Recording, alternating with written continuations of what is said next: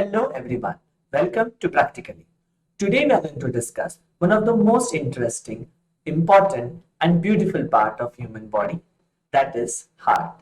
So let's study heart by heart. Well, this is not the right way to show heart. It is one of the misconception that heart is located on the left side, but actually heart is located in the center between the two lungs, slightly tilted towards the left. So let's begin by studying different parts of heart and then we'll also study the working of it. So we can see on the screen a beautiful 3D simulation of human heart. Let's begin from the blood receiving chambers, that is the atrium. So the right atrium receives blood from the superior vena cava and the inferior vena cava. The superior vena cava brings in the blood from the upper body parts. Here you can see the opening of superior vena cava, and the inferior one brings the deoxygenated blood from the lower body parts. Simultaneously, in the left atrium, the oxygenated blood is brought by the pulmonary veins. Remember, any structure which brings blood to the heart are veins, irrespective whether it is oxygenated or deoxygenated. So pulmonary veins carry the oxygenated blood from lungs to the heart. So these are the left pulmonary veins. As you can see, they open in the right atrium.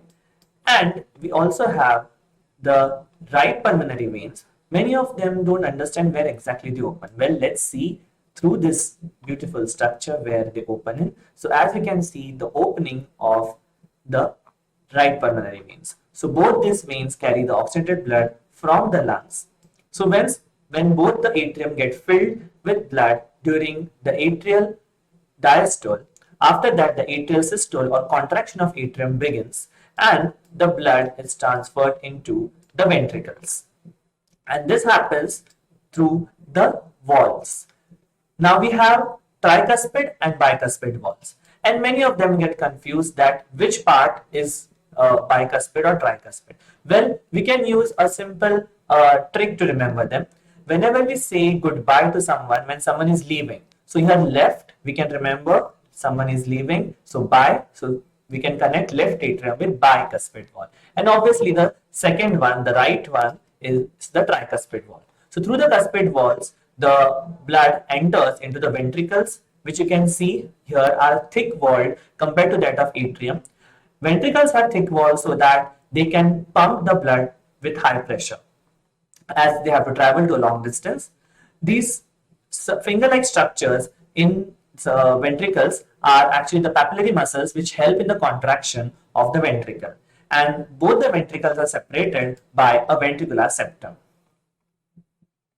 When the ventricles undergo systole, it is ventricular systole, when they contract, the blood is then pushed into from the right ventricle to the pulmonary artery, again through the semilunar walls which are present here, and the pulmonary artery will carry the blood to the lungs. That is the deoxygenated blood, for the blood to get oxygenated again.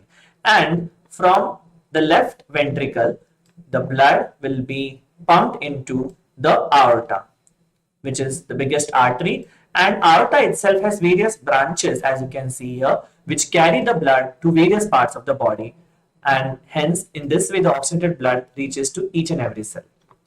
So this was in short the different parts of heart and its working. For more such amazing videos, simulations and content, download the Practically app and register to start your free trial. Thank you.